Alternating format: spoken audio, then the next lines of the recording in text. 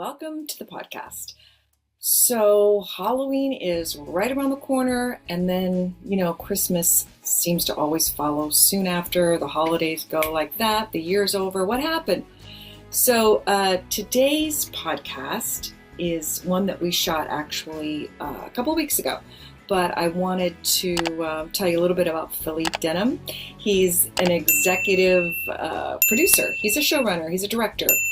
And I actually got to work with him, about a couple years ago. He was directing a sizzle reel that someone was trying to sell to a network. And I actually got to work as a casting director. Yeah, I got to help cast the project, which is really rare for me. I usually don't get to do casting. Then one of the actors couldn't do the project, so I got to act in it as well.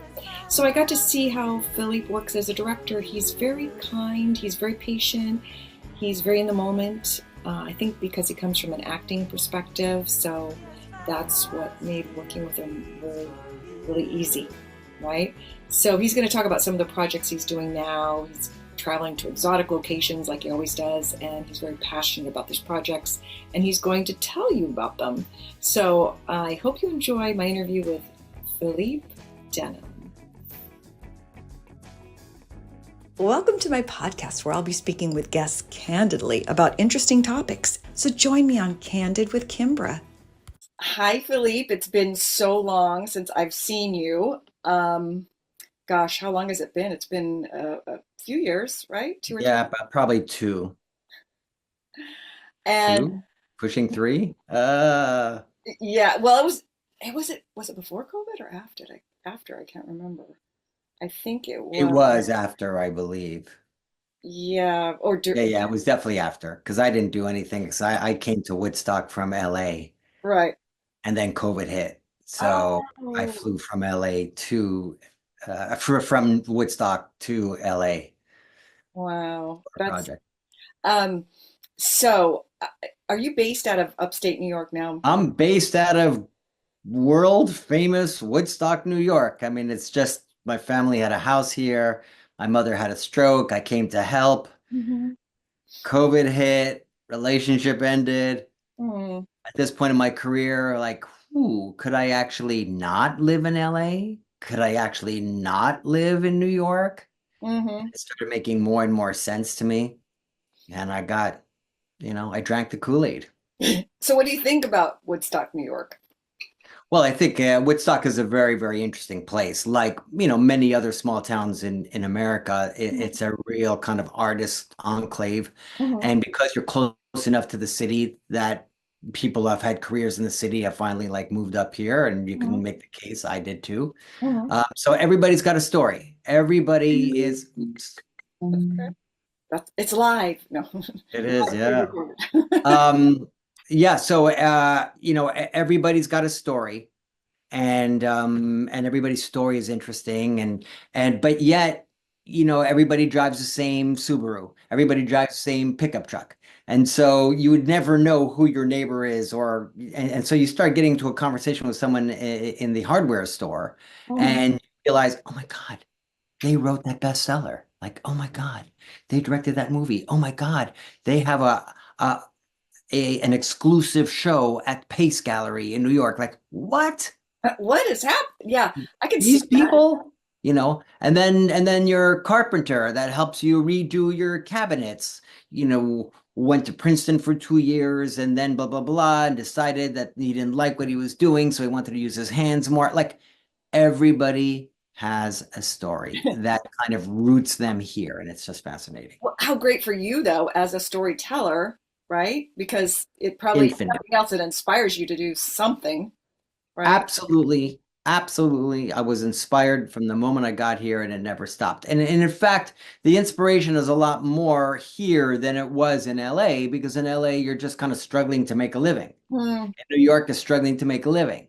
And then, of course, when I was in LA, I was married and I had two children that I was raising. And so it's like, how are they doing? And then do I have time to run and catch the parent-teacher meeting? And here is just pure inspiration, inspiration from nature, inspiration from people, inspiration. That's awesome. How's your mom doing, by the way? 93, she had a stroke at 88, and you would think it would just knock her out Hmm. for good, and she just keeps on going. She's like Diabolique at the end of the movie. She just like resurrects and just continues as if nothing was. Like Oh my, every morning, she puts on her pretty little shoes and she's her French, pleated right? Isn't she skirt. French? Yes, she is. She's very proper. And, she'll come because she's blind. She goes, "Does this top match my skirt?" And I'm like, "Yes, it does, Mom. Matches it perfectly." Now she can start her day. That's great. I notice that a lot with my father's like that too.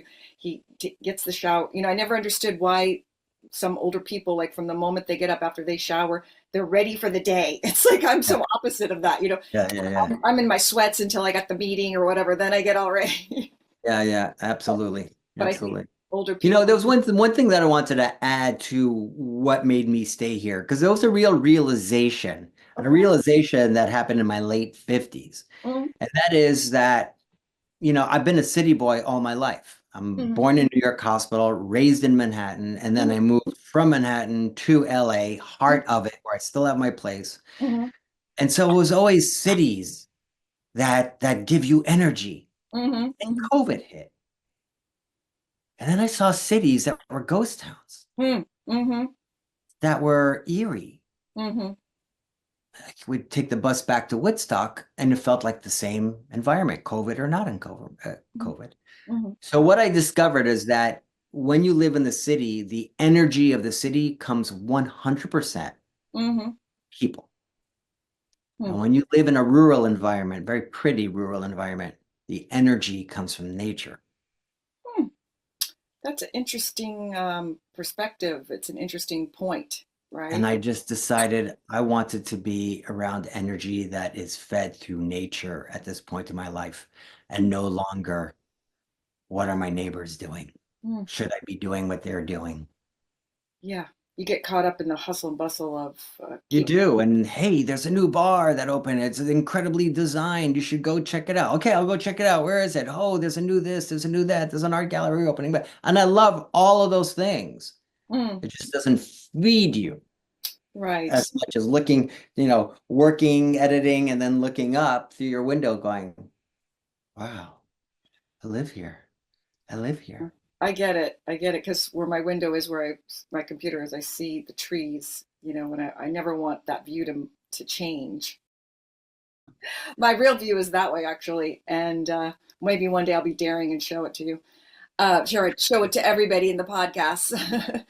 Um, but so I wanted to ask you a couple things actually. I know you as a director, producer, writer, but Hmm. I think you started off as an actor, right? I did. I did. I looked you up on IMDb. It was, I always wanted to act. My room was just full of 8 by 10 glossies, which were hard to get at that time. I had to go to a certain place on 47th Street and go through it. So I had, the Al Pacinos or the Barbara Streisand, although don't judge me on the Barbara Streisand. Or, I just um, admired her voice. I was the Ryan O'Neal, it was like, Robert Redford, oh, Paul Newman, oh. Sure, sure. And but I went to a French school first, and so there was no kind of outlet for anything creative. And then I went to an American school in my last 2 years. Mhm. So the first year was all about sports. So I actually replaced John McEnroe on the soccer team. He Wow. had just left the year to turn pro in tennis, but he was also a player on the soccer team. So I became, I didn't so realize you were that good at soccer. neither did I. The admission said, "You're coming from that French school. We've had very good success with soccer players from that school. Do you play?" And I said, "Yeah, of course I play." And they're like, You're like an actor. "Oh, Yeah, sure, I can do it.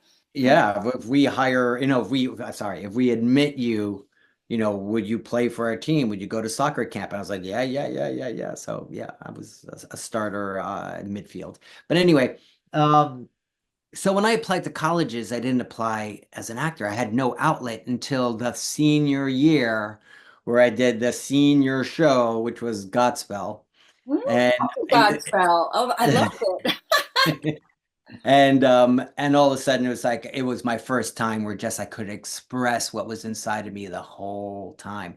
For me, acting came from moving people. It was seeing Cecily Tyson in the autobiography of Miss Jane Pittman. And it was really interesting because I read Viola Davis's book, and that was the same performance that inspired her to be an actress. Oh, wow. Al Pacino in Serpico. There are a few, performances. I was like, wow, I'm feeling so much here. Mm-hmm. I want to be able to make other people feel. Mm-hmm. Mm-hmm. But and taking the subway and taking the bus, growing up in New York, you would look at the faces. And Mm-hmm. you're like, what's behind that face? Who is that person? What kind of life do they live? Do they have a dark side?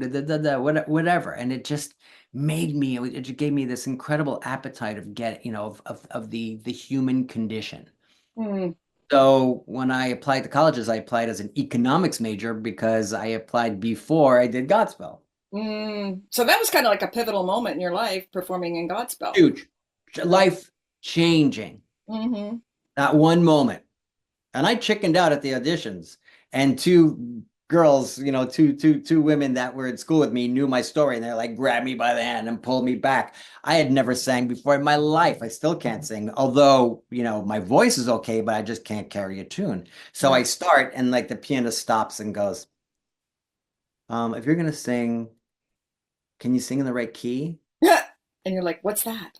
And my face turns red. I have no idea what key. But anyway, we pulled it off, and I got the part.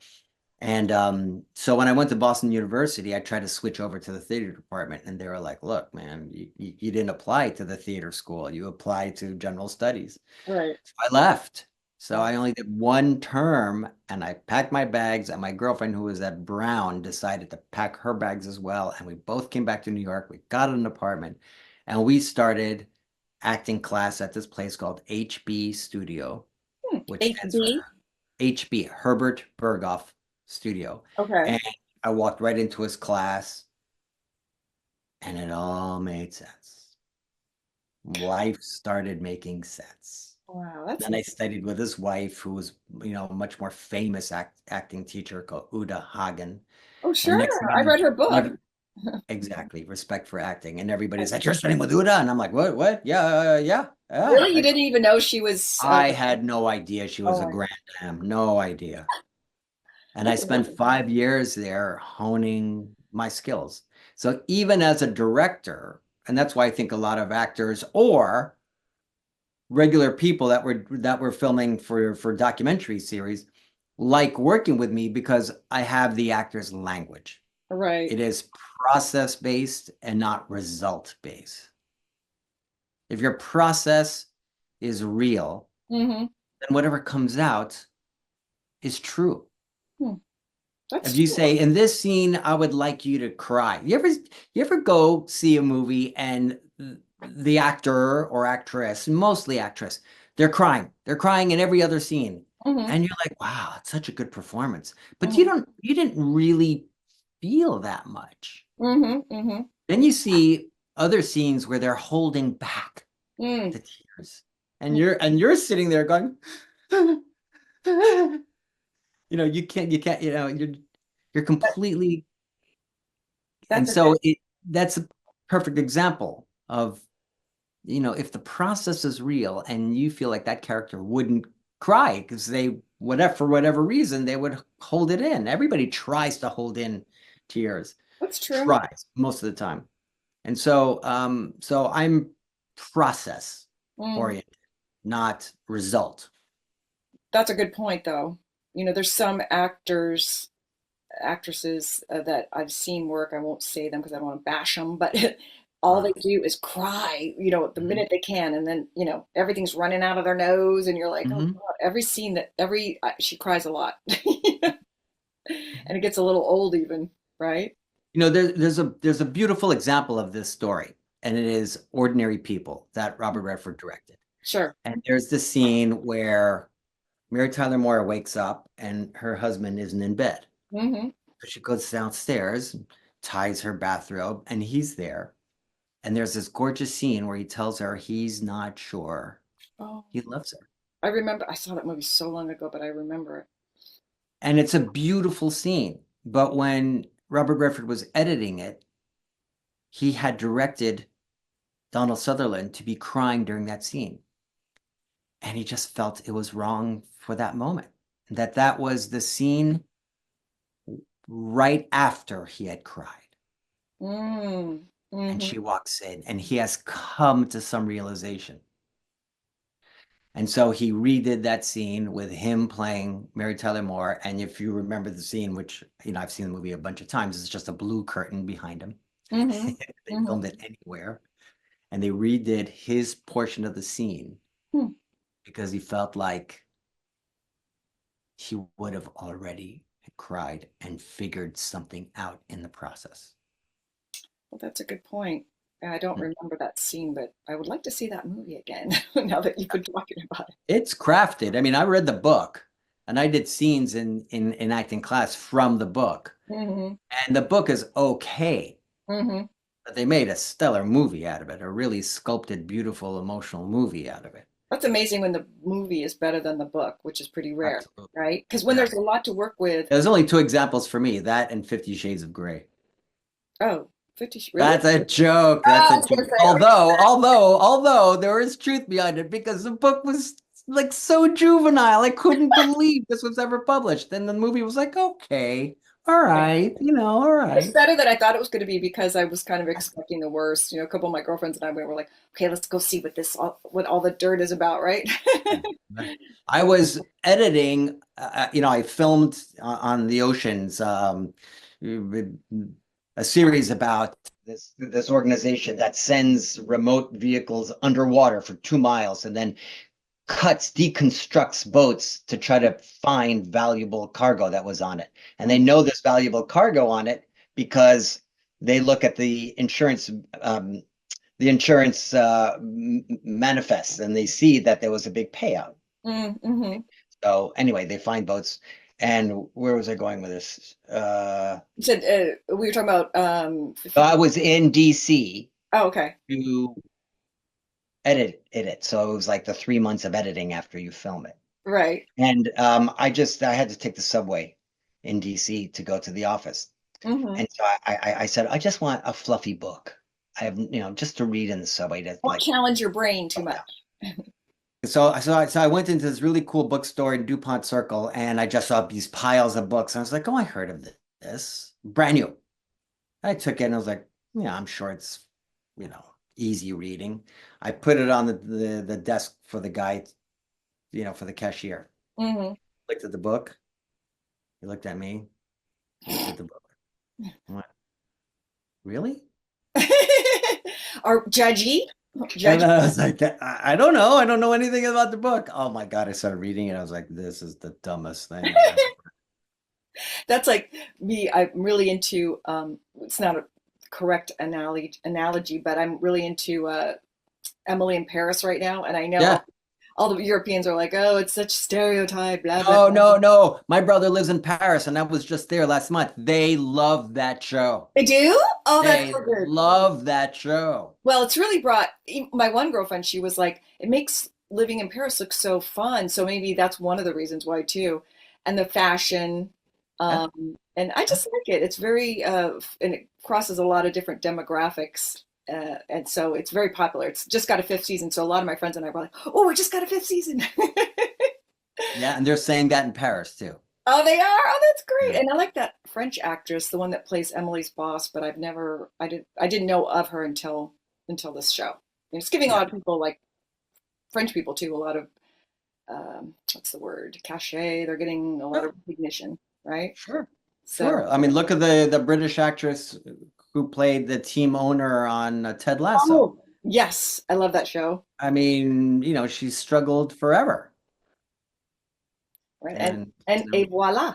at the ripe old age, there she is, full woman, strong, great voice, great actress. And she just had a pretty good part in Fall Guy too, where she played. I guess it was like a producer. She plays in Fall Guy. I don't know if you saw Fall Guy with No, I did. I mean, I know what it is, but I didn't see Ryan it. Gosling, and she plays Yeah, like a producer. It's a pretty good part. She plays. I guess she always plays the kind of a little bit tough, mean, yeah, a little bit mean, right? yeah. Um, anyway, so so you got into acting, and then how did you progress from acting into to where you are now? Was there a lot of different steps along the way? So I decided in 1987 that I would move to LA, and it was a very difficult decision because I Mhm. was, Mr. New Yorker. I didn't even like actors if they were based in LA. I'm like, You what a snob. I was such a New York snob. It was disgusting. I was like, "Oh, they're not New York." Blah, blah, blah. Uh, but I have to admit, a lot of my friends were dying at that time. Mm, And it was a difficult time. And, I was kind of in and out of relationships. And I just felt like I needed a change, mhm, like mhm, put up or shut up. mhm, mhm, So I said, okay, I'm going to go to LA mhm, and I'll come back on my terms.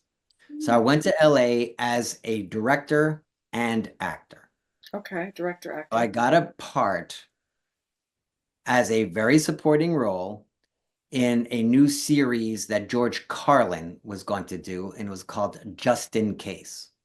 Okay, I don't remember that show, but No, because there was one pilot and it didn't get picked up. But it was a big pilot. It was Disney. It was Blake Edwards. It was a big deal. mhm. Had that been picked up, You're who knows how long it could have run? And next thing you know, I'm on a series. Like, wow, LA, it's pretty cool. right. I love But it LA. didn't. So I was directing music videos, anything I can get my hands on. I would meet a choreographer and I was like, let me do a video for you. And he would use that reel Mhm. to get jobs. And so that was Keith Young, and he finally got Rent, and so it turned into things.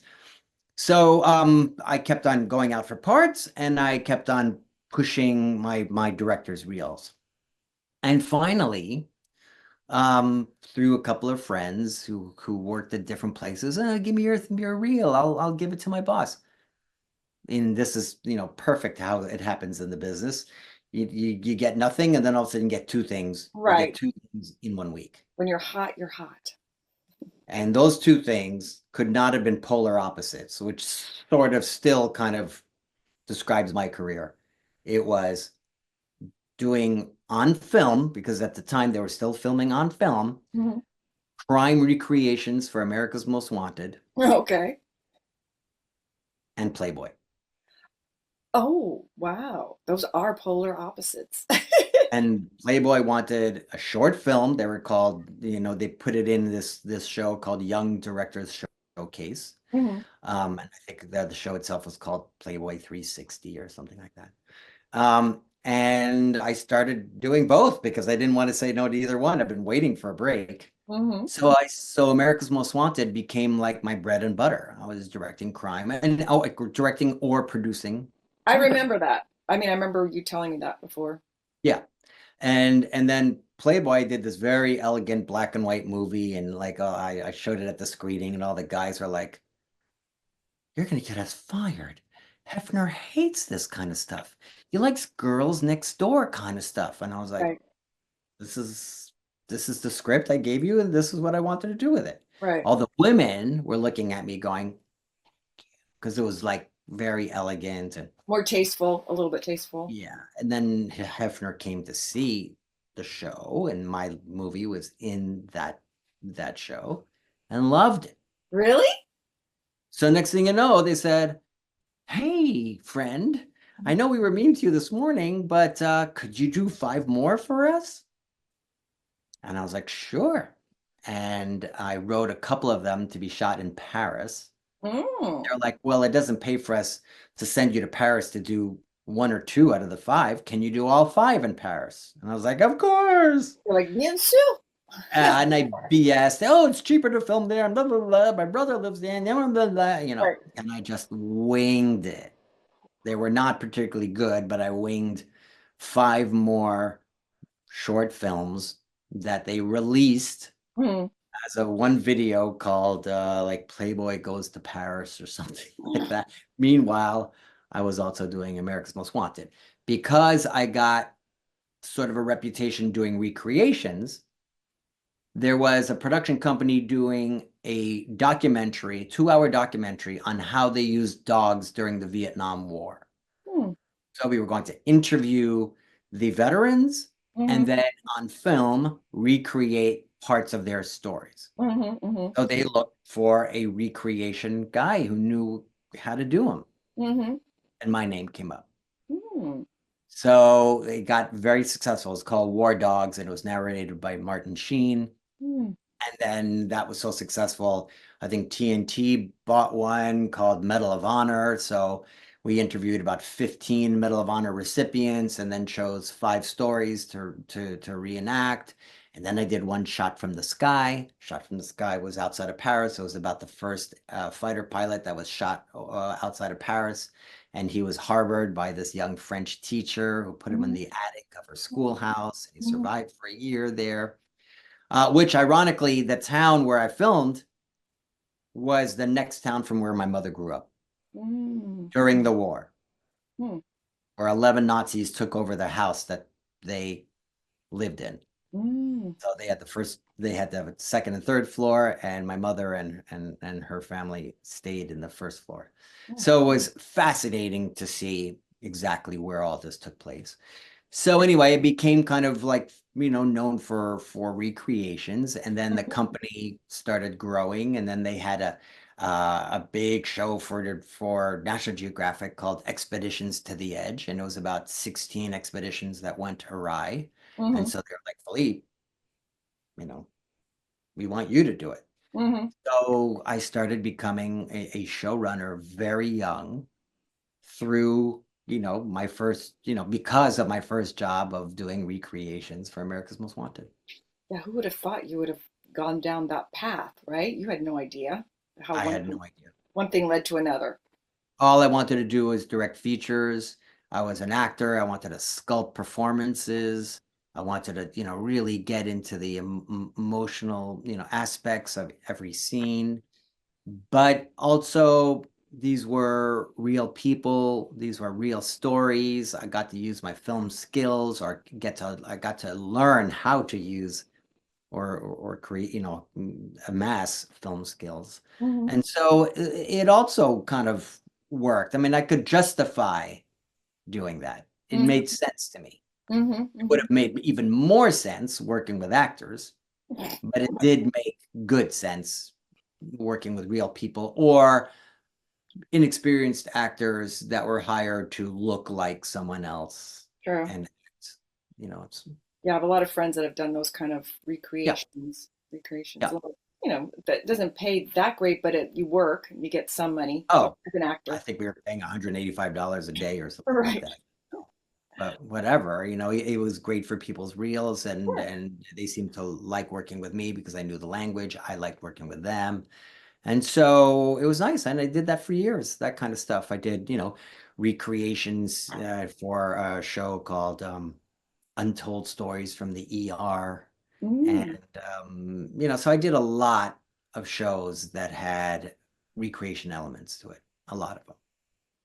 Now, is that what you were doing up until then you started doing more like nature things? Because I know you started traveling far away. Well, I was traveling for these kind of things as well. Like I did a 2-hour special that was narrated by Kevin Costner on Billy the Kid. And so I was traveling, around the country for that. And again, recreations. Mm-hmm. Um, but the same company that was hiring me all the time at the beginning, they did non-recreation shows Mm-hmm.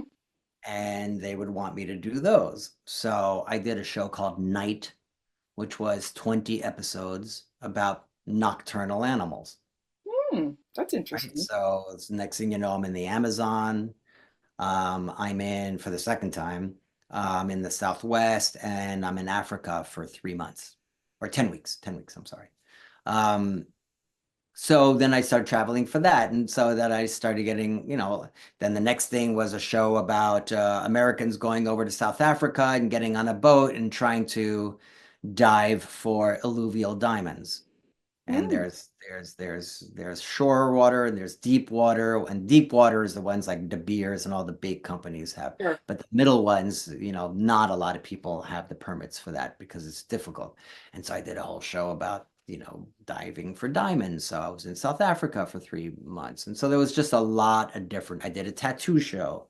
I go like this because that the Thai monk gave me that poking wow, everything that's so here. cool. I like that. And so we went to Tokyo and immersed ourselves in a Yakuza family. And then we went to That would be Thailand, interesting. supremely interesting. And then we went to Thailand and dealt with Thai monks.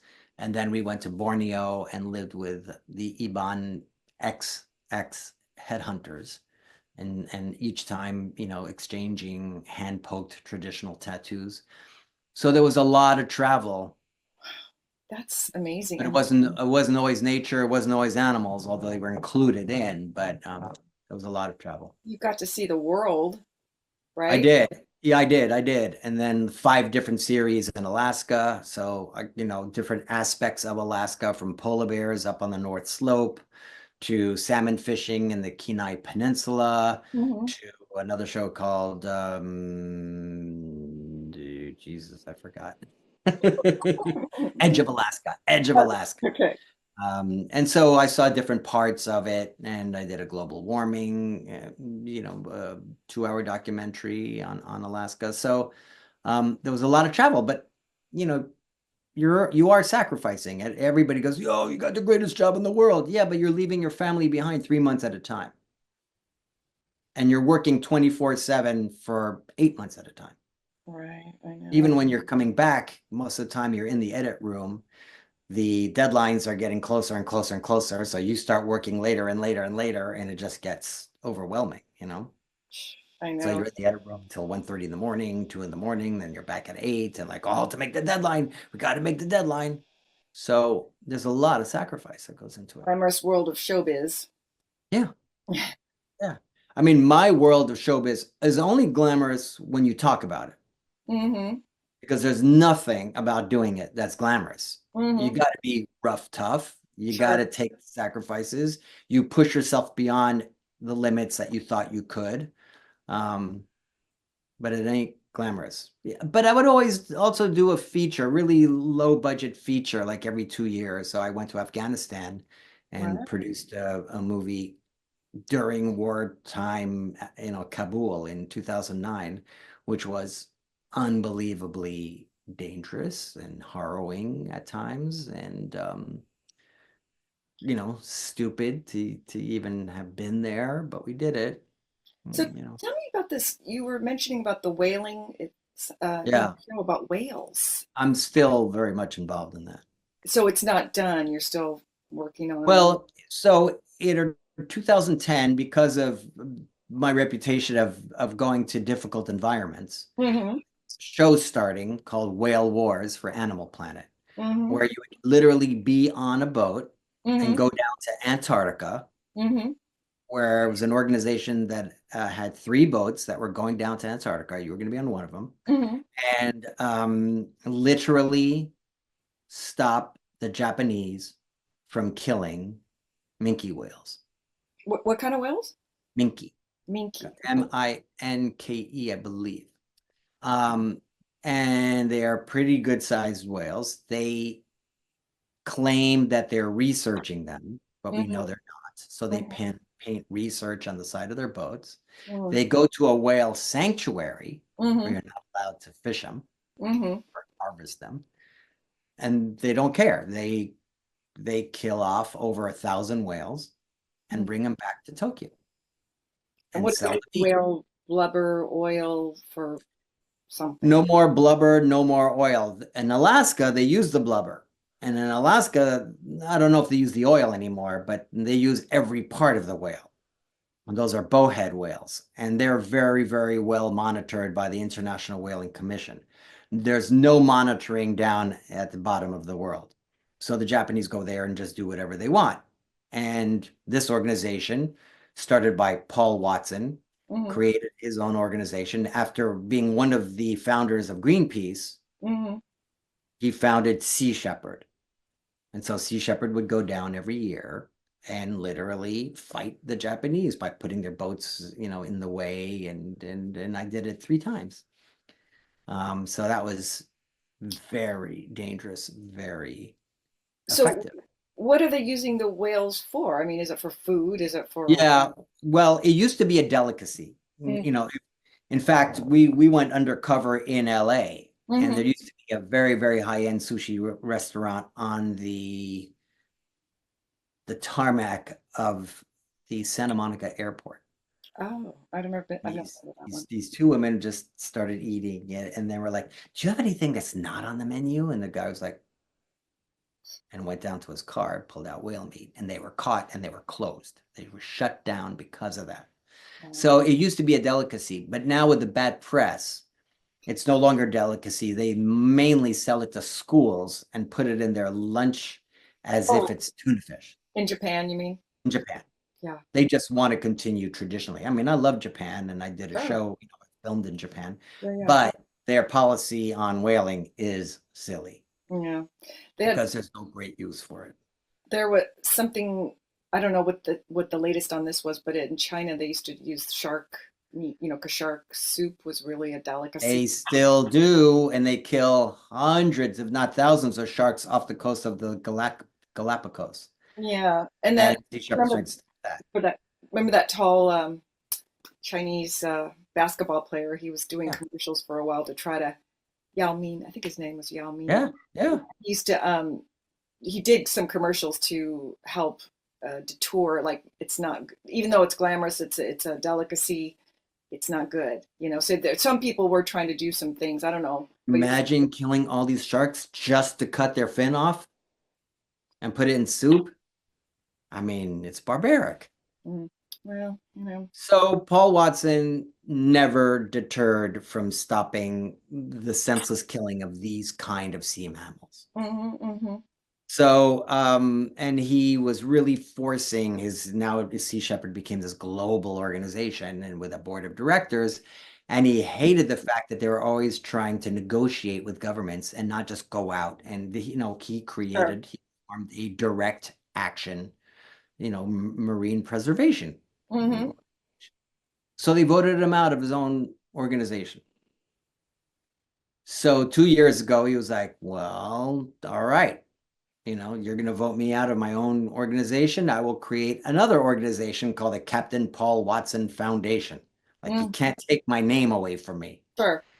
And I'm going to get votes and I'm going to get donations and I'm going to continue my work my way. Hmm. Hmm. Last year, I went on the boat and we went to the Faroe Islands to try to stop their whaling, Hmm. Iceland, and did stop their whaling. Hmm. And then this year, they went back but couldn't afford to pay me yet because we haven't sold the show. Ah, And then they decided after the Faroe Islands, they were going to go the North Passage and go dip down to Japan and try to intercept their whaling boats. And in the process of going the North Passage, they stopped to refuel in Greenland. hmm. Greenland is owned by Denmark. Hmm. Denmark also subsidizes the Faroe Islands. Okay. Because we broke their rules last year when I was filming in the Faroe Islands, they were just waiting for the right opportunity. When he went to refuel in Greenland, a SWAT team pounced on him and put him immediately to jail for having broken the laws, the maritime laws, last year. In Wow. fact, my name was on the list of people to arrest because I was on the boat last year, but I wasn't on the boat this year when they arrested him. So to this day, what are we now? We are September 17th. Hmm. Was stopped somewhere around July 15th. He is still in jail Oh, in really? Greenland. Yes. And now Japan is asking Greenland or asking Denmark to extradite him for crimes they believe were committed in 2010 and 2011 when I was down in Antarctica. If they do extradite him and he goes to Tokyo, they will sentence him. They've already announced this to Mhm. 14 or 15 years. Guy's 73 years old. He will die in jail in the Tokyo Detention Center. So there's a lot of international pressure that's being put on to not allow him to be extradited. He's So American, right? he's Canadian American. Oh, okay. Wow. So we're hoping that he gets released his next trial in Greenland, which is October 2nd. Geez, that's a lot I of. should not really be saying this, but hey, it's just you and me. I have the rights to their show for a new version of their show, and I have a company that wants to do the show, but they cannot sell it to their CEO while he's in jail, while Paul Watson is in jail. So what we are doing now is waiting it out until he gets out of jail, if he ever gets out of jail When's the in trial? When's the trial again? October 2nd. Oh, so it's coming up. It's coming up. But this is the third time there's been a trial, and the third time they're like, no, we're going to keep him another 6 weeks. No, we're going to keep him. I think to show the international community that they mean business. But I think after all is said and done, they're not going to extradite him. They will fine him $2,500 or something. They will say, well, you already spent 3.5 months in jail. They'll let him out. And then, in which case, I have the opportunity to possibly sell a new version of Paul Watson's new company, new organization, fighting the last whalers of the world. Wow. What a story. I mean, what an experience. I mean, and so this is an ongoing thing. So you don't even know what's going to happen until he gets either out of jail or, Absolutely. Absolutely. So even though I try to like pull away from these kind of rough, tough, docu-series, this is one that, my company would produce, and it's a huge deal for the company that wants to finance it. And, we want to make it a global show. Sounds like an interesting. Yeah. So interesting. I'd watch that. I mean, it's fascinating. I feel like we're just getting started, and so you'll have to come back on again. We'll do like a part deux. I'll wear the same clothes. Yeah, me too. Where's the script supervisor when we need I mean, one? sometimes they call it continuity, but script supervisor is in charge of continuity. Right. But there's so much more that we need to talk about. So I would Yeah, love to. sorry, I'll talk less next time. No, but you will come on again, right? I'll come on 3 times a week if you want. You'll be my co-host. What are you talking about? Because we have so much privately, though. I have to. We have to talk on the phone, and I have so many, things to tell you. I'm sure, I want to catch up with you. I want to know all of it. The dirt, and we're not talking about Motley Crue. We're talking about that. All right, Philippe. I will talk to you soon, and thank you so much Yes, for coming please. on. Oh my God, what a pleasure. I'm just warming up here. It's I know, but I know. pleasure talking to you. But you will be back. You will be back. Great. All right, I'll talk to you soon. All right, great. Bye.